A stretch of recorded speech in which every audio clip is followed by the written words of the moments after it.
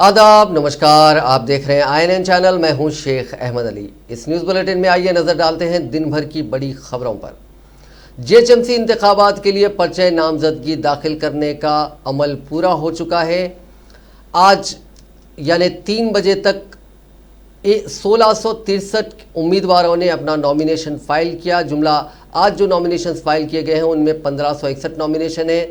BJP के 454, CPI के 15, CPM के 24, कांग्रेस पार्टी के 312, मजलिस के 66, TRS के 493, TDP के 186, दीगर रजिस्टर्ड पार्टीज के 86 और इंडिपेंडेंट्स 550, यानी जुमला 2226 उम्मीदवारों ने अपना पर्चा नामजदगी दाखिल कर दिया है।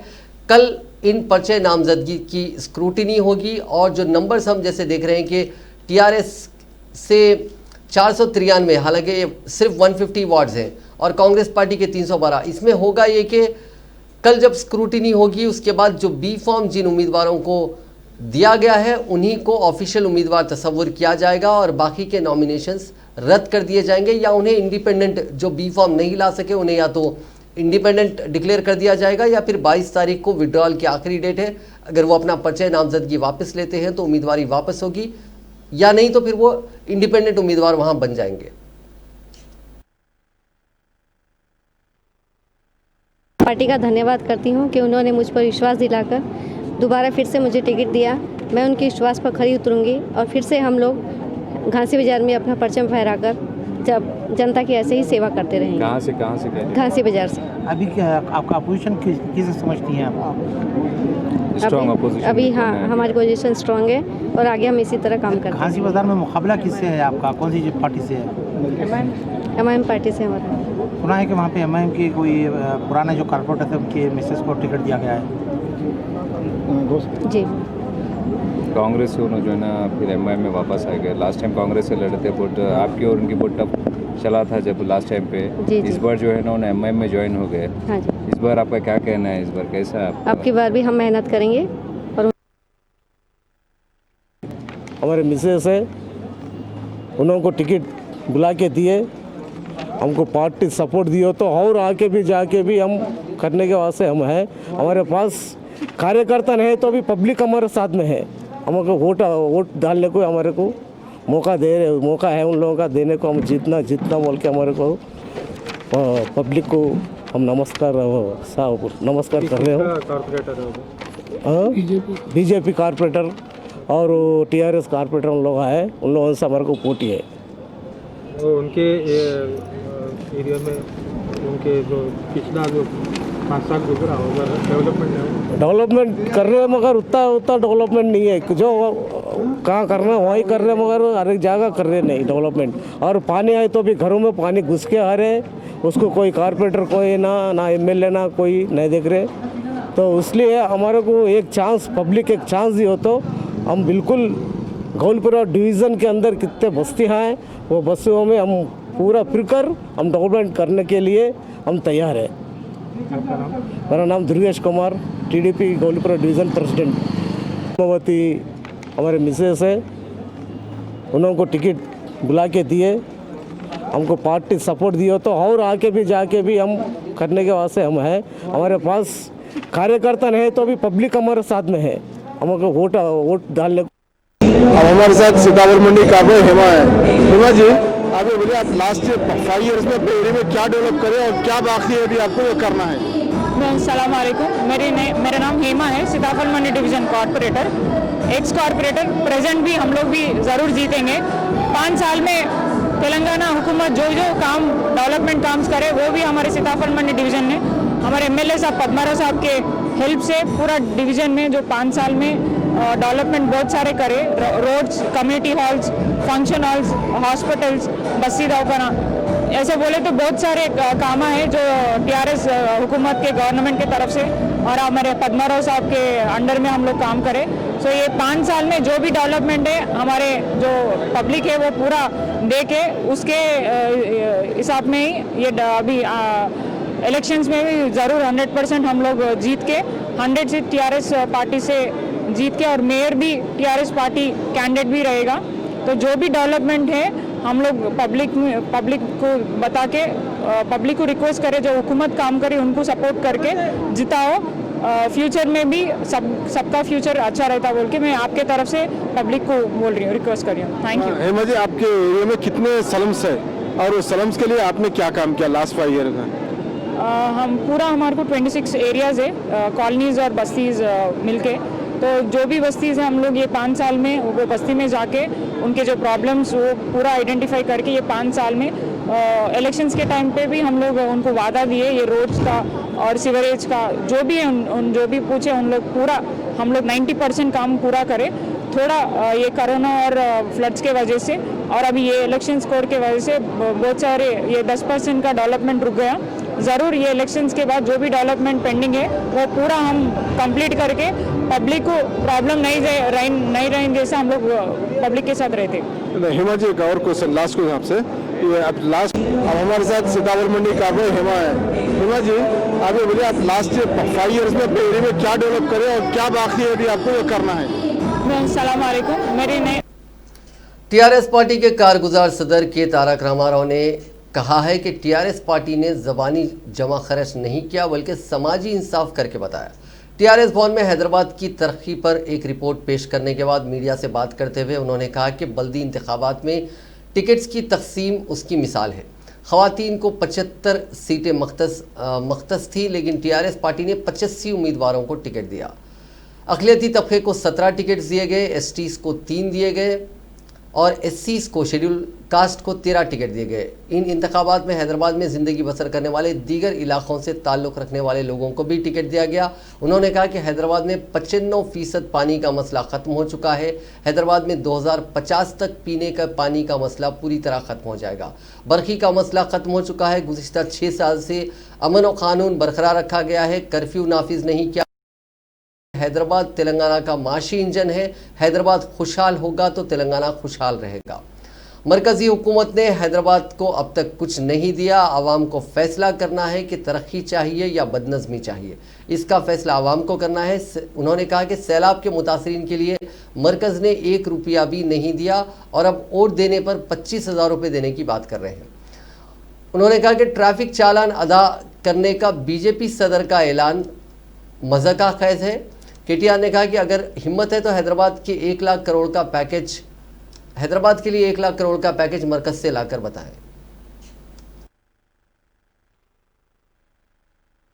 రాజస్థానీ సోదరులకు కూడా మార్వాడి సోదరులకు కూడా అవకాశం ఇచ్చింది టీఆర్ఎస్ పార్టీ అనే మాట ఈ సందర్భంగా నేను విజ్ఞప్తి చేస్తా ఉన్నా।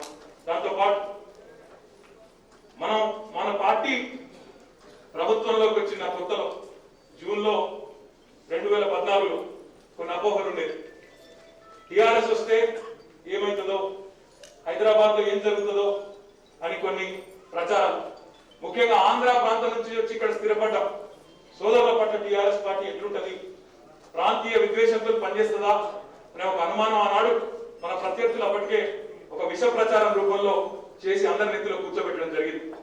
కానీ కేసీఆర్ గారు ముఖ్యమంత్రిగా బాధ్యత తీసుకున్న తర్వాత ఒక అసాధారణమైన పరిణితిని, మెచ్యూరిటీని ప్రదర్శించి తెలంగాణకి బతుకు తెరువు కోసం వచ్చిన వాళ్ళంతా మా బిడ్డలే, మా అన్నదమ్ములే అని మాటల్లో చెప్పడం కాదు, ఆచరణలో చూపెట్టి ఈ 6 ఏళ్లు కూడా ఎక్కడ ఒక చిన్నపాటి గొడవ కూడా లేకుండా వారందరితో కూడా స్పర్ధ లేకుండా అద్భుతంగా కలుపుకొని పోవడమే కాదు, వారికి ఈ ఎన్నికల్లో కూడా ఆంధ్ర ప్రాంతం నుంచి వచ్చి ఇక్కడ స్థిరపడ్డ సోదరులు ఎవరైతున్నారో 8 సీట్లు కేటాయించి వారి గౌరవాన్ని కూడా ఇమ్మడి పెట్టేసింది టీఆర్ఎస్ పార్టీ అనే మాట కూడా ఈ సందర్భంగా నేను మీకు విజ్ఞప్తి చేస్తా ఉన్నాను।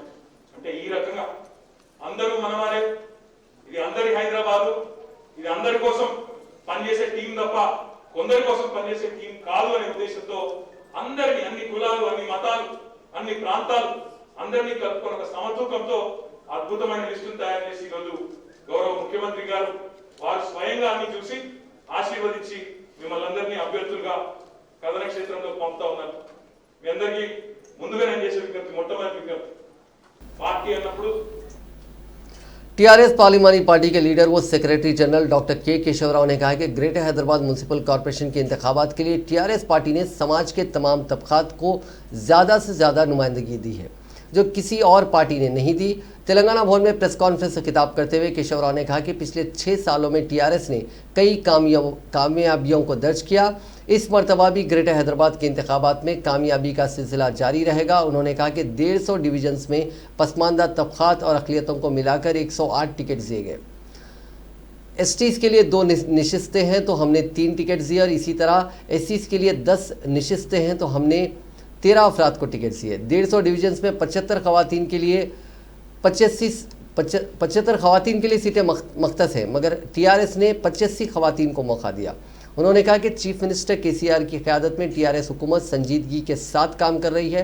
हैदराबाद में सैलाब के मुतासरीन को बगैर किसी इम्तियाज़ के 500 करोड़ रुपए तकसीम किए गए।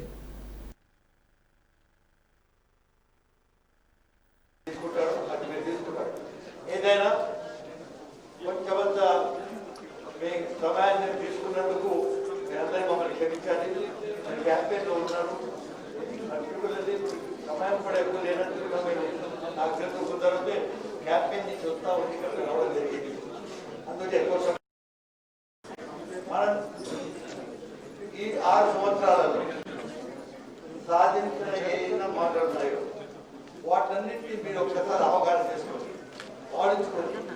ఈ మెసేజ్ తీసుకెళ్ళాలనుకుంటున్నాను. వాళ్ళకి సంతోషం ఏంటంటే ఇవాళ రేపు అన్నింటికన్నా మనకి సోషల్ జస్టిస్ గురించి మాట్లాడుకుంటున్నాం. సామాజిక న్యాయం ఏ మాట తీసుకున్నాం, సామాజిక న్యాయానికి ప్రభుత్వానికి కూడా అవ్వలేదు, మన సమాజానికి కూడా సరిపడలేదు. మీకు ఒక మాట చెప్పాలంటే ఇప్పుడు ఈ ఎలక్షన్ జరుగుతాం, మీరంతా గర్వించదగ్గర మాట ఏమిటంటే మేము టోటల్గా 108 మంది బీసీస్ మైనారిటీ కలిసి ఈ 150 సీట్లు ఎప్పుడు జరగలేదు.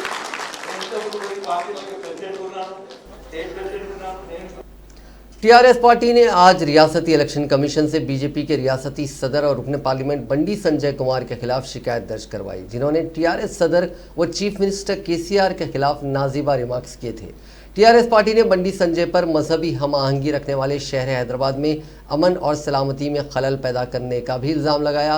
इंतखाबी ज़ाब्ते अखलाक की खिलाफ वर्जी करने वाले बंडी संजय के खिलाफ अवामी नुमाइंदगी एक्ट और आईपीसी के सेक्शन के तहत कार्रवाई का मुतालबा किया। टीआरएस पार्टी के रुकने काउंसिल पल्ला राजेश्वर रेड्डी, रियासती जनरल सेक्रेटरी भरत कुमार और दूसरों ने रियासती इलेक्शन कमिश्नर पार्थसारथी से मुलाकात की और उन्हें तहरीरी शिकायत हवाले की। इस मौके पर बंडी संजय की जानिब से शहर में मजहबी हम आहंगी को बिगाड़ने के लिए दिए गए बयानात की वीडियो क्लिप्स, अखबारात के तराशे भी मेमोरेंडम के साथ मुंसलिक किए।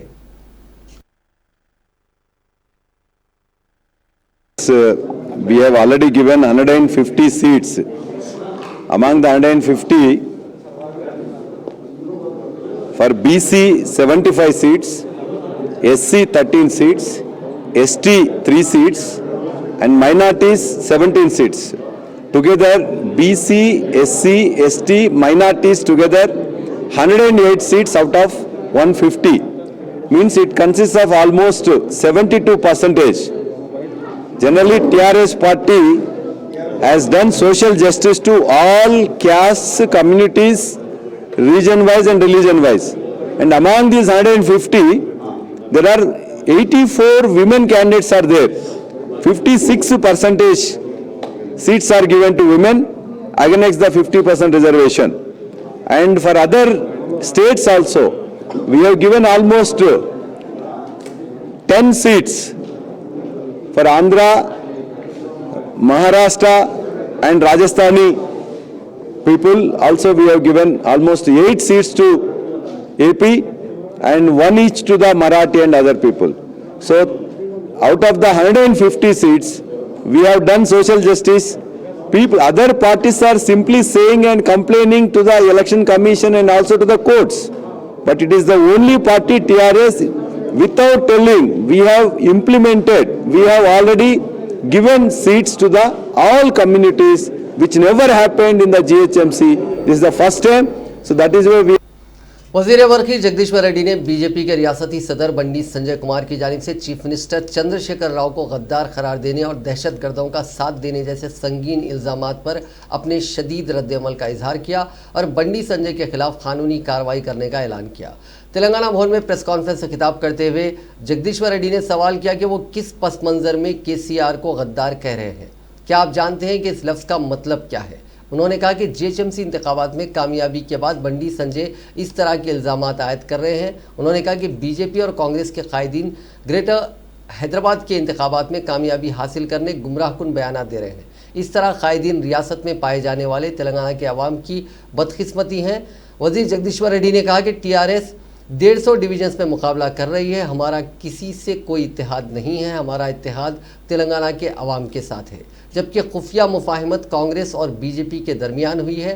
टीआरएस के खिलाफ हर इंतखाबात में कांग्रेस पार्टी बीजेपी का ताउन कर रही है। दोनों जमातों की खुफिया मुफाहिमत निज़ामाबाद करीमनगर लोकसभा के दौरान देखी गई और हालिया दिनों दुब्बाक असेंबली हल्के के ज़मीनी इंतखाब में भी देखी गई, जहां कांग्रेस ने बीजेपी के साथ ताउन किया।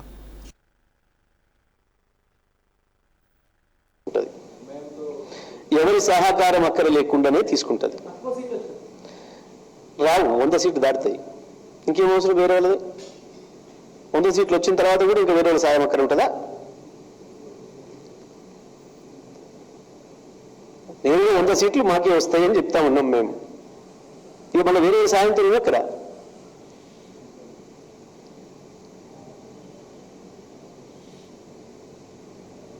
వాళ్ళందరూ ఇవాళ ఒకటైనా ఏమీ చేయలేరు, తర్వాత ఒకటైనా ఏమీ చేయలేరు. ఎందుకంటే ప్రజలు మా వైపు ఉన్నారు. వాళ్ళ కుట్రలను ప్రజలు అర్థం చేసుకుంటున్నారు. వాళ్ళు మాట్లాడే మాటలు, వాళ్ళు చెప్పే అబద్ధాలు, పొంతలు లేని మాటలు, స్థాయికి మించిన హామీలు. దయచేసి మీకు కూడా విజ్ఞప్తి చేస్తున్నా, ఒక్క మాట అడగచ్చు కదా. ఆయన మాట్లాడినప్పుడు చలాన్లు కూడా మేము కడతామంటే ఎక్కడ ప్రభుత్వం లేకుండా లేరు కదా, వాళ్ళు ఉన్నారు కదా ప్రభుత్వాలుగా.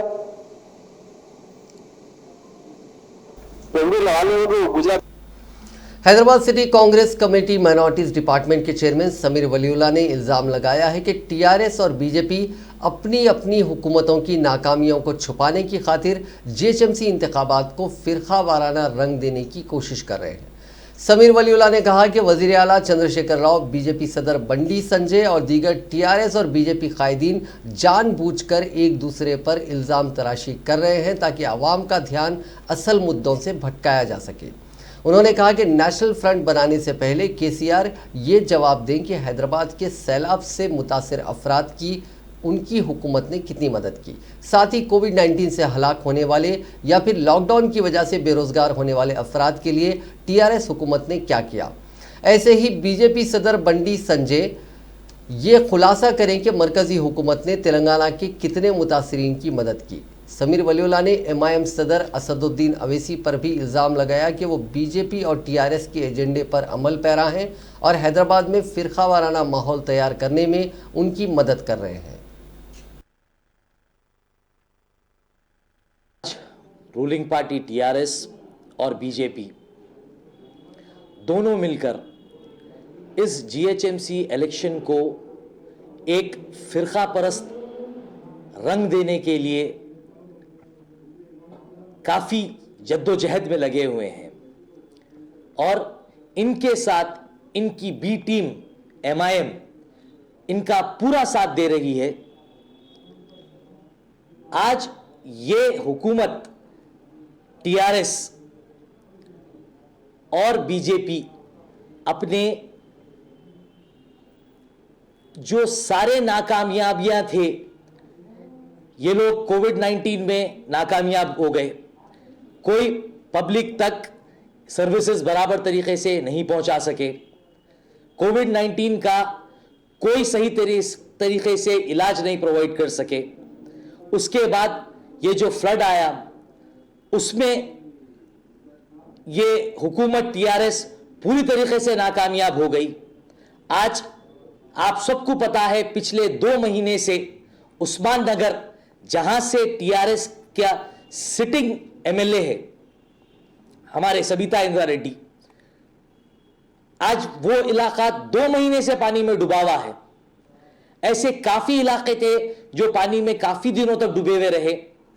इनसे एक 10,000 रुपए देने का फ्लड रिलीफ फंड देने का वादा किया गया, जो इनकी टीआरएस हुकूमत के ही शायद ये सारा पैसा खा गए। उसके बाद इलेक्शन से पहले एक भद्दा मजाक किया गया कि ये 10,000 मी सेवा के ऊपर भरिए 24 घंटे में आएंगे, जो काफी लोगों तक नहीं पहुंचे। आज बीजेपी और टीआरएस ये दोनों अपने नाकामियों को छुपाने के लिए ये जीएचएमसी को एक कम्युनल रंग देने की कोशिश कर रहे हैं, और इनका साथ एमआईएम दे रही है। एमआईएम इनका साथ देते हुए ये लोग एक सारे मुसलमानों को, सारे अवाम को ये लोग दीवाना बनाने का काम कर रहे हैं। और इस बार पब्लिक ये बात को समझ चुकी है, और इंशाल्लाह पब्लिक इस जीएचएमसी इलेक्शन में टीआरएस, बीजेपी और एमआईएम को इसका इंशाल्लाह कांग्रेस को वोट देके इंशाल्लाह इसका मुंह तोड़। सदर रियासती बीजेपी और रुकने पार्लियामेंट बंडी संजय वज़ीर आला चंद्रशेखर राव को दिए गए चैलेंज पर ठीक 12 बजे चार मीनार पर वाक़े भाग्य लक्ष्मी मंदिर पहुंचे। पुलिस की जानिब से चार मीनार के पास सख्त सिक्योरिटी इंतजाम किए गए थे। चार मीनार के अतराफ अकनाफ के इलाकों को पुलिस छावनी में तब्दील कर दिया गया था। बंडी संजय के हमरा रुकने कानून साज काउंसिल रामचंद्र राव, बीजेपी कायदीन राकेश रेड्डी और दीगर मौजूद थे। बीजेपी के हामियों ने चार मीनार के पास संजय का जय श्री राम, भारत माता की जय के नारों से खैर मकदम किया। वाज़ेह रहे कि बंडी संजय ने जुमेरात के रोज़ वज़ीर आला केसीआर की जानिब से उन पर हुकूमत की जानिब से दी जाने वाली 10,000 रुपये की इमदाद को रोकने का इल्ज़ाम लगाया था, जिस पर बंडी संजय ने वज़ीर आला केसीआर को आज भाग्य लक्ष्मी मंदिर पर आकर इस बात को साबित करने के लिए चैलेंज किया था।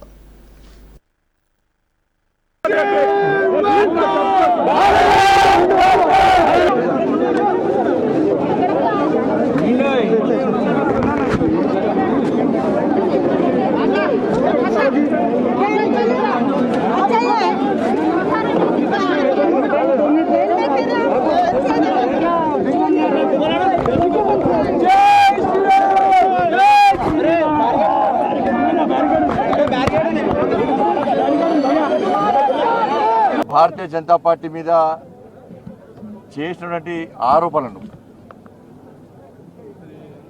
రాష్ట్ర అధ్యక్షునిగా నేను ఎన్నికల కమిషన్కు లేఖ రాసినట్టు, వరద బాధితుల యొక్క సహాయాన్ని ఆపేయాలని చెప్పి నేను ఎన్నికల కమిషన్ లేఖ రాసినట్టు, దాని ద్వారానే ఆ నిధులు ఆపివేసినట్టు,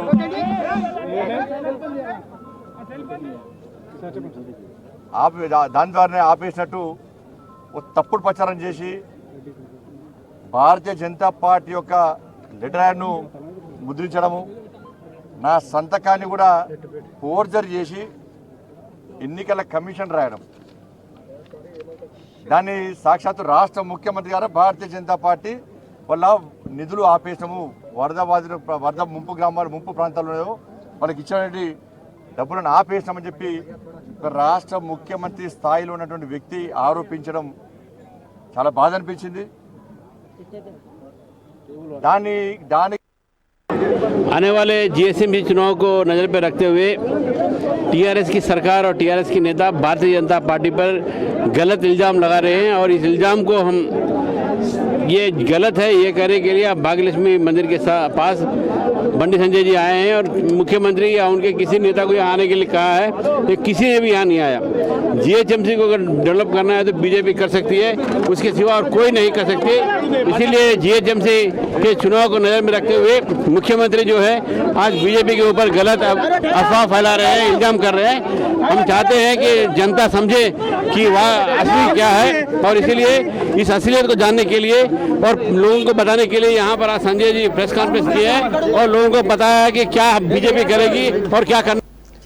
जनसेना पार्टी के सदर पवन कल्याण ने कहा है कि उनकी पार्टी अजीम तर बल्दिया हैदराबाद के इंतखाबात में मुकाबला नहीं करेगी। जुबली हिल्स में साबिक स्पीकर एन मनोहर की क़यामगाह पर पवन कल्याण के साथ मरकज़ी ममलिकती वज़ीर दाखिला किशन रेड्डी और बीसी मोर्चा के सदर नशीन डॉक्टर लक्ष्मण से मुलाकात करते हुए उन्होंने ये ऐलान किया। मुलाकात के बाद मीडिया से बात करते हुए पवन कल्याण ने कहा कि पार्टी की जानिब से दाखिल की गई दरखास्तों को वापस ले लिया जाएगा। इस बार बीजेपी के साथ मिलकर वो काम करेंगे। उन्होंने कहा कि कारकुनों को इस फैसले से मायूसी ज़रूर होगी, लेकिन हैदराबाद की तरक्की के लिए ये फैसला ज़रूरी है। उन्होंने कहा कि मुस्तकबिल में भी वो बीजेपी के साथ मिलकर काम करेंगे। ग्रेटर हैदराबाद बल्दी इंतखाबात में मुकाबला करने वाले उम्मीदवारों के लिए स्टेट इलेक्शन कमीशन ने रहनुमायाना खतूत जारी कर दिए हैं। उम्मीदवारों को या फिर किसी भी सियासी जमात के कारकुनों को वोटर स्लिप तकसीम करने की इजाज़त नहीं रहेगी, चूँकि ये काम सरकारी तौर पर किया जा रहा है। वोटर स्लिप तस्वीर के साथ राय दहिंदों तक सरकारी मिशनरी की जानिब से पहुँचाई जाएगी। साथ ही जलसे आम, इजलासों और रैलियों में लाउड स्पीकर के इस्तेमाल के लिए पुलिस से इजाज़त ज़रूरी होगी। साथ ही राय दही से 48 घंटे कबल उम्मीदवारों को सिनेमेटोग्राफी, टेलीविज़न या फिर दीगर किसी भी ज़रिए से तशहीर के इस्तेमाल की इजाज़त नहीं रहेगी। हम आपको एक अपडेट देना चाहते हैं कि जीएचएमसी इंतखाबात में जो नॉमिनेशन दाखिल किए गए थे उसकी फ़ाइनल लिस्ट हमारे पास आ चुकी है। कुछ ही देर पहले स्टेट इलेक्शन कमीशन ने जारी की है। जुमला 1932 उम्मीदवार जीएचएमसी में होंगे और इन्होंने 2602 नॉमिनेशन पेपर्स दाखिल किए हैं। जैसे कुछ उम्मीदवार होते हैं जो एक से ज़्यादा सेट दाखिल करते हैं, तो 2602 सेट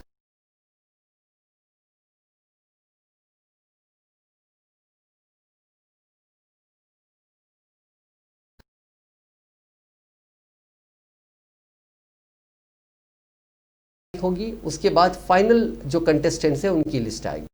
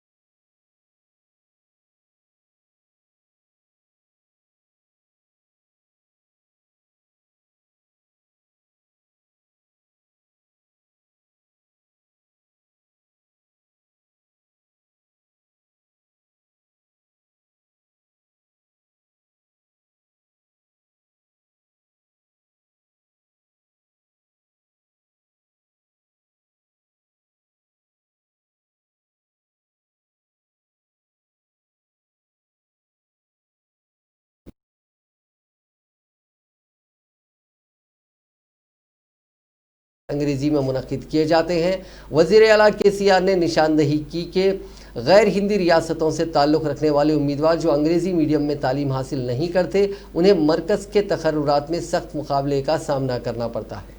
उन्होंने तजवीज़ पेश की कि तमाम रियासतों के उम्मीदवारों को यकसा मौक़े फ़राहम करने के लिए इलाक़ाई ज़बानों में भी भर्ती टेस्ट करवाए जाएँ। दुनिया भर में कोरोना वायरस से मुतासरीन की तादाद आज 5 करोड़ 75 लाख के करीब पहुंच गई है, जबकि इस मोज़ी वायरस से अब तक 13,69,407 अफराद की मौत हो चुकी है। हिंदुस्तान में कोविड-19 के मुतासरीन का आंकड़ा 90,04,365 हो गया, जबकि 1,32,162 अफराद हलाक हो चुके हैं। तेलंगाना में मुतासरीन की तादाद 2,61,728 हो गई है, जबकि 1,423 अफराद हलाक हो चुके हैं। तेलंगाना में जुमेरात के रोज़ 894 नए मामला सामने आए थे और 4 अफराद की मौत हुई। रियासत में फ़िलहाल 12,515 कोविड-19 मरीजों का इलाज चल रहा है। टीम इंडिया के ऑलराउंडर मोहम्मद सिराज के वालिद मोहम्मद गौस का इंतकाल हो गया। हैदराबाद के फर्स्ट लांसर इलाके के रहने वाले मोहम्मद सिराज ने 2020 टूर्नामेंट के जरिए टीम इंडिया में शमूलियत इख्तियार की थी।